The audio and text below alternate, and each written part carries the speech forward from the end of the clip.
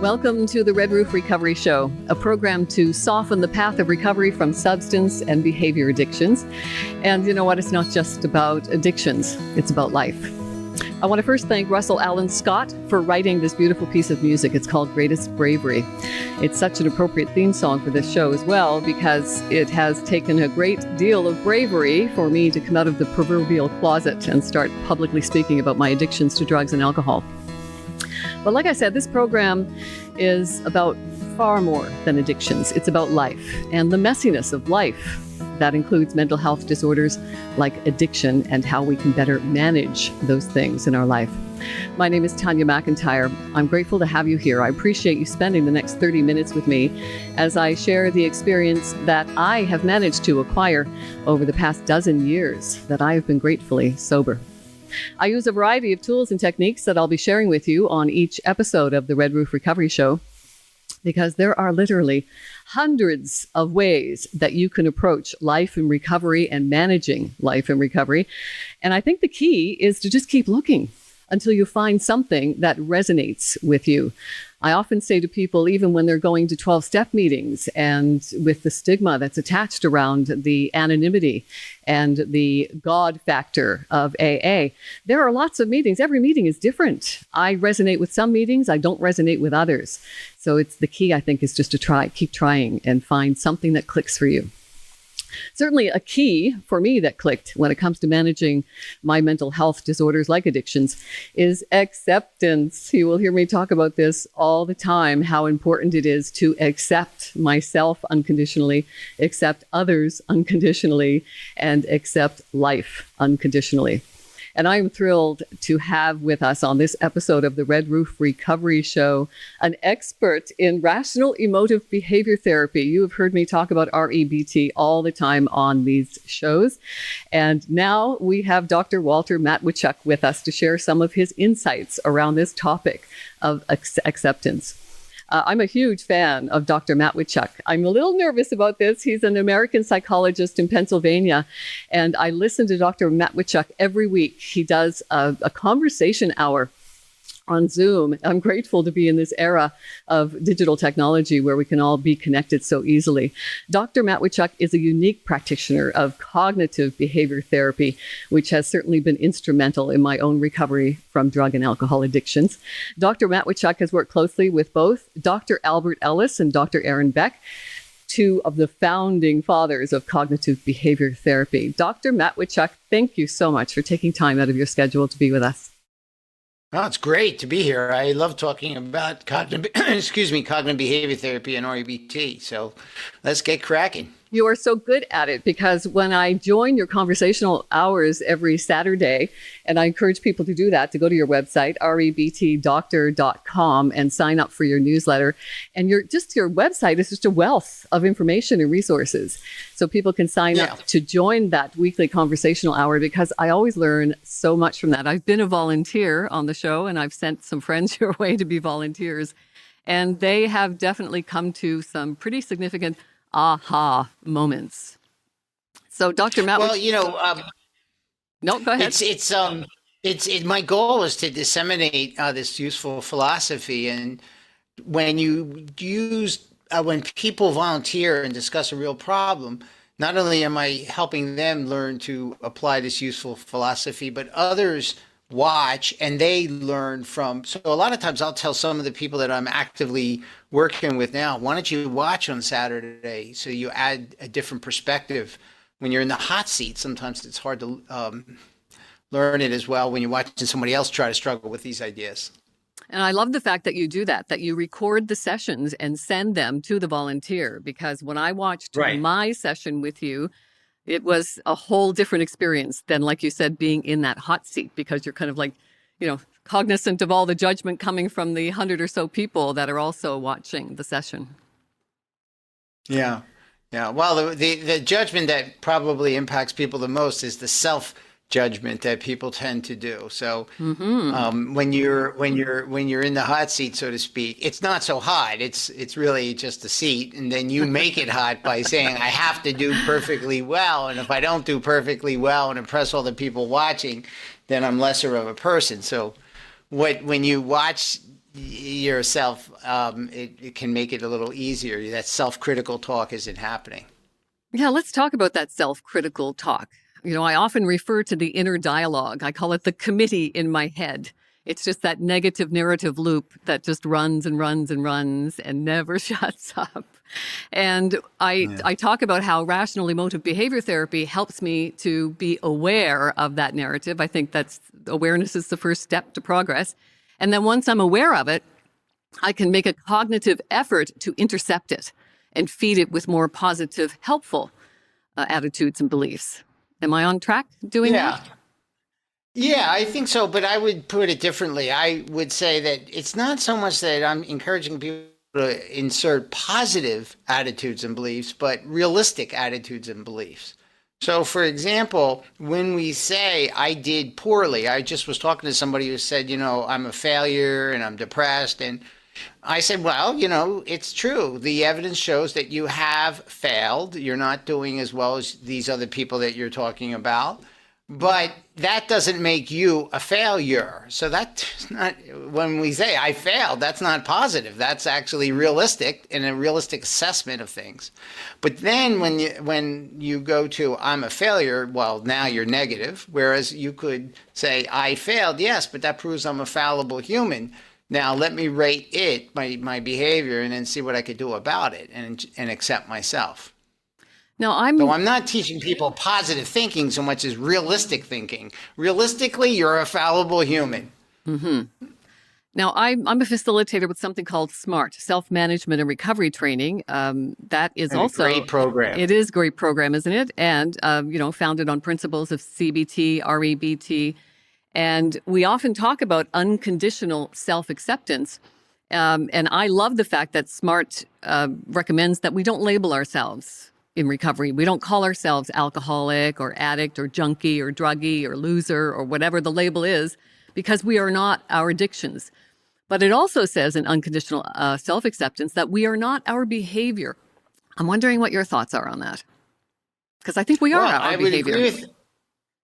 Well, you see, I would disagree. Okay. I think that we are humans who behave, emote, think, feel, and so none of these different thoughts, feelings, and behaviors represent us.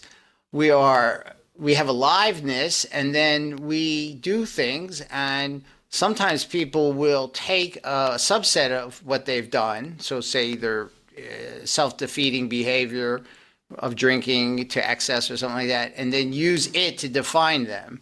And so doing that is really pernicious and counterproductive. And so I would argue that you are you, and you do different things. None of those behaviors make you. Now, you're responsible for what you do, but if you say I am what I do, then you have a conditional sense of self-acceptance, where if you say I am a person and I do many different things and I accept myself when I do well or when I do poorly, then you have unconditional self-acceptance.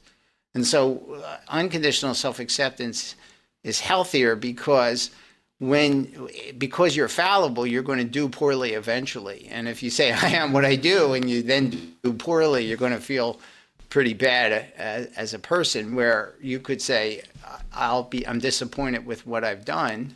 But that behavior doesn't represent the whole of me. It only represents a part of me, that behavior, which I did today. So it's not so much a moral failing, it's being aware of the behavior and having a willingness to correct it.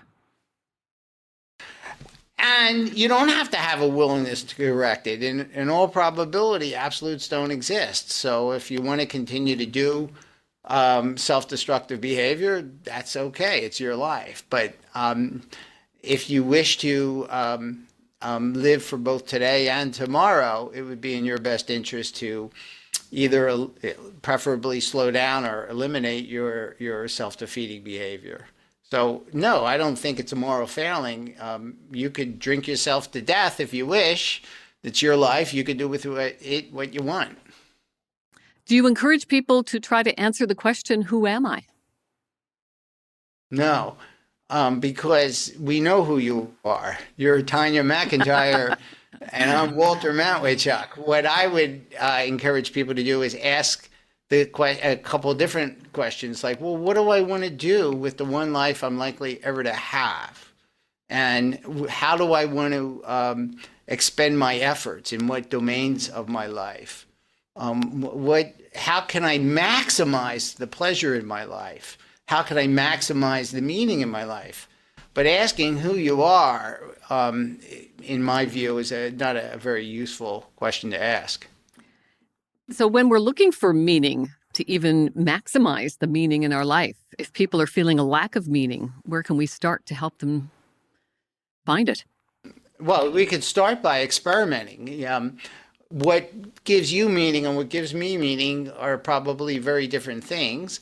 Although my guess is they're probably similar in our case, because you like talking about helping people recover from addictions, and I like helping people not only do that, recover from addictions, but also do other things, overcome depression or overcome marital problems, overcome problems of fears and self-limiting fears. And so the best way to find meaning is to experiment. And what gives a person meaning, like, for example, what gave Steve Jobs meaning and is different than what gives me meaning.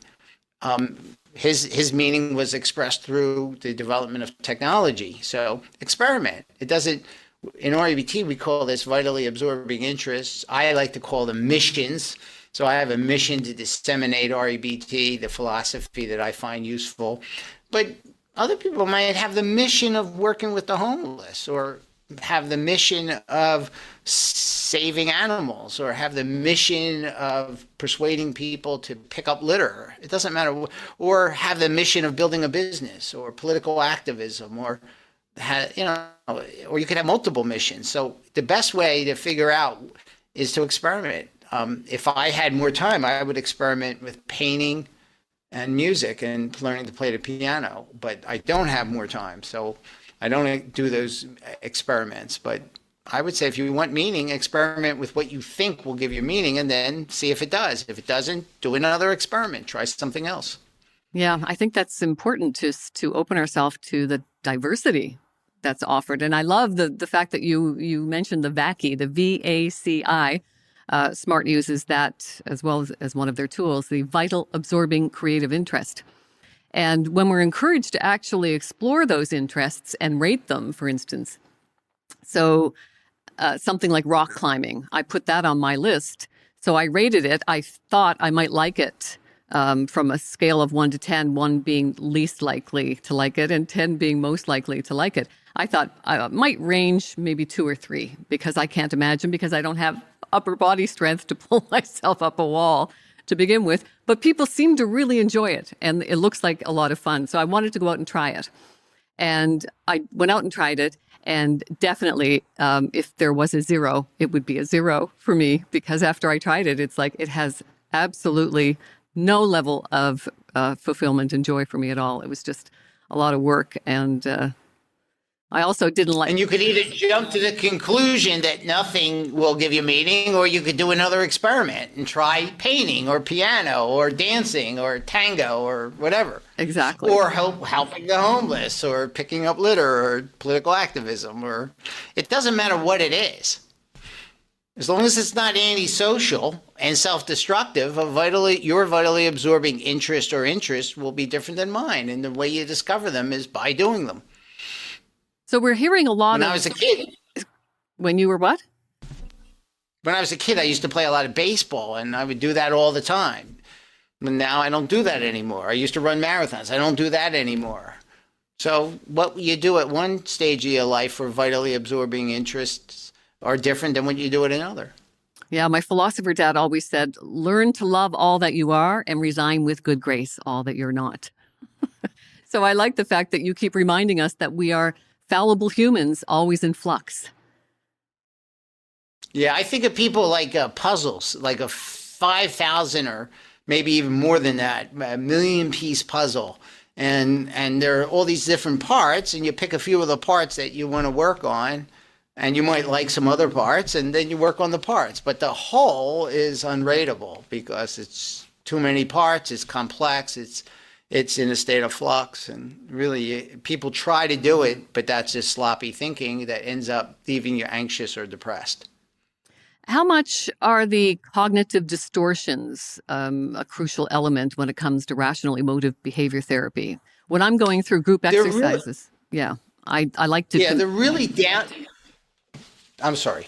I like to compare the thoughts that people are having, and they're called irrational. I prefer to call them unhelpful because I think when we're having the thoughts, it's rational to us. So to call it irrational is not helpful in the beginning, but we need to examine the thoughts that we're having around certain adversities in life. And I find the best way to examine the thoughts around adversities is to compare them to the common list of cognitive distortions, those unhelpful beliefs like all or nothing thinking and jumping to conclusions and labeling. See, I don't use those much, and I'll tell you why. Because humans have different types of thoughts. They have what are called inferences, which are or automatic thoughts, which, like, for example, I'm going to do poorly. That's an inference. It's a prediction, an assumption, whatever, a hypothesis. But then we have basic attitudes, which are deeper level cognitions. They too are thoughts. So the word thought is like a generic word, like liquid. But then there's coffee, there's tea, there's cola, there's beer, there's wine. And so there are all different types of thoughts. And the cognitive distortions that you're referring to, that list of them, they're useful for targeting to change. Black and white thinking, fortune telling, magnifying, minimizing, personalizing, emotional reasoning. All those things are useful. But in my view, they're not primary. They're a product of deeper level cognitions. Like, I have to do ideally well, you have to treat me nicely, and the world has to be a safe, easy, and predictable place. And so it's from these deeper level cognitions that these inferences, these cognitive distortions tend to result. They stem from them. But I actually, as an rational emotive behavior therapist, go for the deeper level cognition. So I look past the I'm going to fail, which is an inference, and go to the deeper level cognition, I have to succeed. And then I talked about that idea that, well, do you have to succeed? And if you don't succeed, what does that mean? It means you're a fallible human. Whereas when you're talking about cognitive distortions, you're talking about higher level inferences, which it's kind of like pulling out the dandelions on your lawn. Unless you get deep down and pull out the root of the dandelion, the thing will grow back. And so the thought, I'm going to fail, is going to come back unless you get to the bottom, which is I have to succeed. Different levels of cognitions. And cognitive therapists, a la Beck and Burns, will get to them.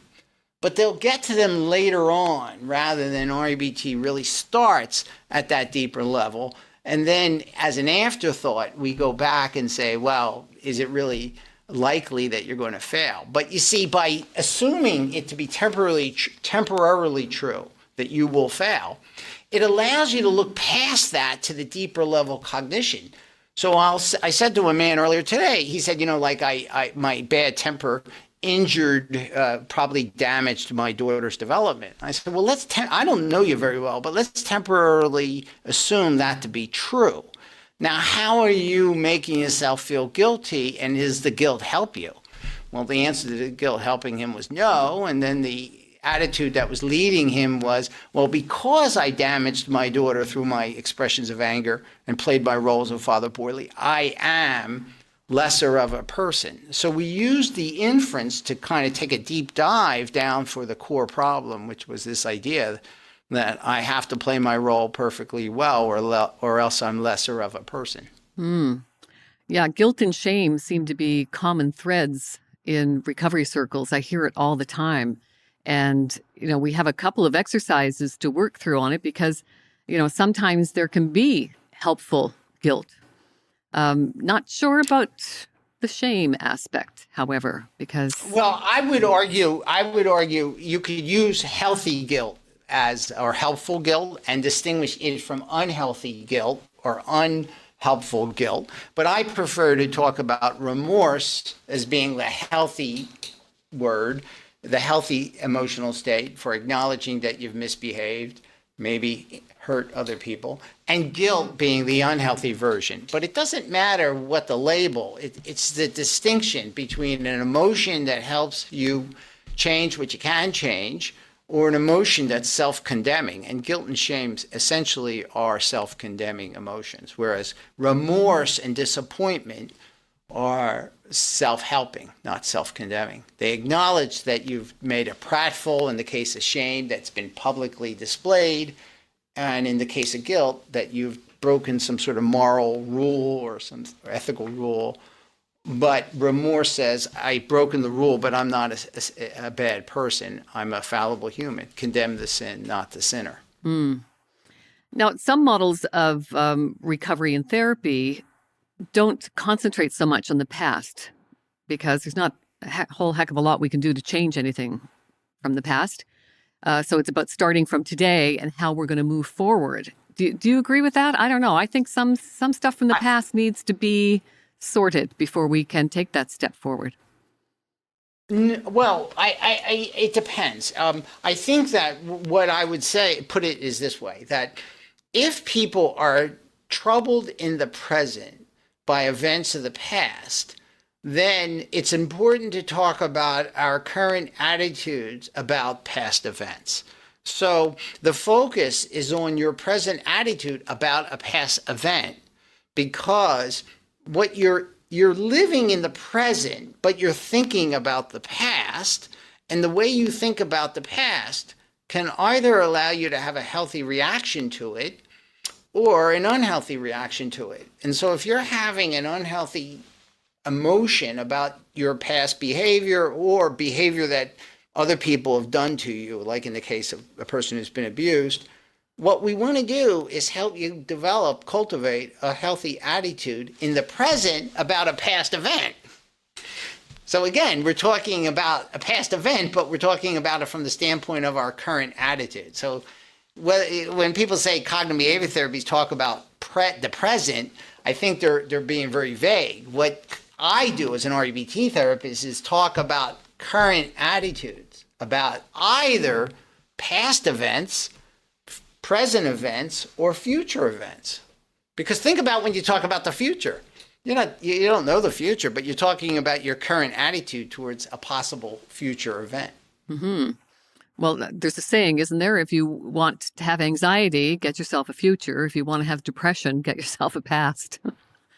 Because that seems to be... I would say I would tweak that a little bit. Okay. I think you're right. Anxiety is a future-oriented emotion, and depression is more of a past-oriented emotion. But the fact of the matter is that it's get yourself an attitude about the future or an attitude about the past that then creates anxiety or depression. So it's the attitude in the present that dictates how you feel about the past or the present. So it's about dissecting our attitudes and doing thought processes to reframe that attitude and belief? No, I don't like the word reframe, because that again suggests more of work at the level of an inference. Like, for example, if I said I'm going to fail, people could reframe that to I'm going to possibly fail. But what I'm doing as an REBT psychotherapist is taking a deeper dive and looking to cultivate a healthy attitude towards the possibility of failure. So I help people transform rigid and extreme attitudes, which lie at the core of disturbance, that's self-defeating, and teach them how to first identify those rigid and extreme attitudes, and then reflect upon them. Look at the utility, whether they're yielding good results or bad results. To look at the validity, whether there's evidence to support them or they're not supported by evidence. Look at their internal logic. And then through that process, which we call disputing, but you can call it whatever you want, transform the attitude, tweak it into a healthier attitude.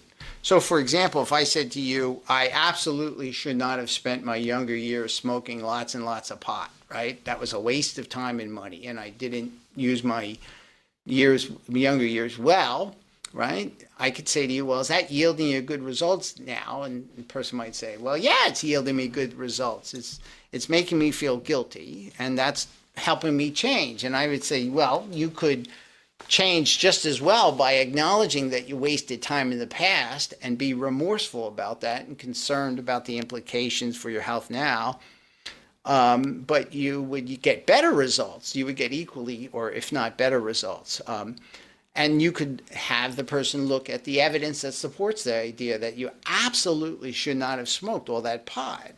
And people will say, I'll say, well, where's the evidence? And they'll say, well, the evidence is that I would say have gotten through school better, or gotten a better job, or I wouldn't have lost a marriage. And I say, no, that's not evidence that you absolutely should not have smoked all that pot. What that is evidence of the fact that it would have been far better if you hadn't smoked that pot. But you see, what people do is they think that what's better is evidence of what absolutely should not have occurred.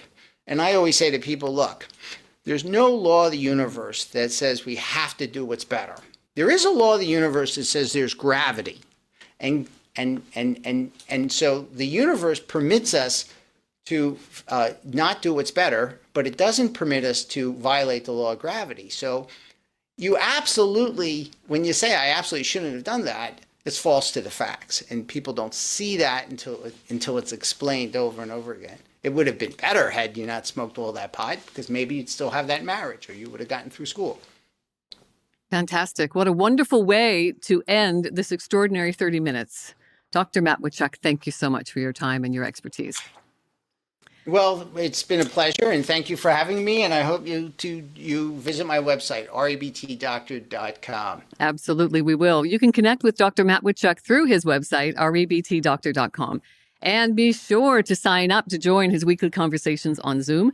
They are an instrumental part of my routine. They contribute greatly to my motivation to maintain abstinence from harmful substances and behaviors.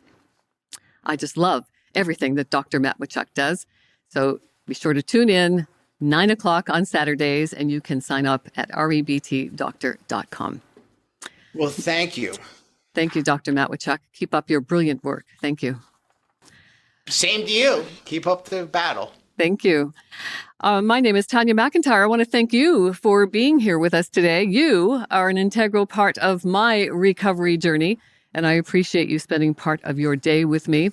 I've authored a couple of books. Please look them up. They are in honor of my philosopher dad, Mindful Wisdom from my philosopher dad. And my second book is Daily Wisdom from my philosopher dad. I set this one up like a journal. So I encourage you to have a look at the inspirational messages every day, and then write your thoughts and intentions for the day. In my experience, the power of words is extremely powerful. The power of the written word, when we get all the senses involved with the writing, that can be magical and sometimes life transformational. It certainly has been for me. My wish for you is to always live fully, laugh often, love always, stay mindful, and as positive as possible. Remember, there's great power in knowing that the only thing we can control in our life is ourselves. So let's remember to talk to ourselves like we talk to our best friends. May the force be with you. And remember, you are the force.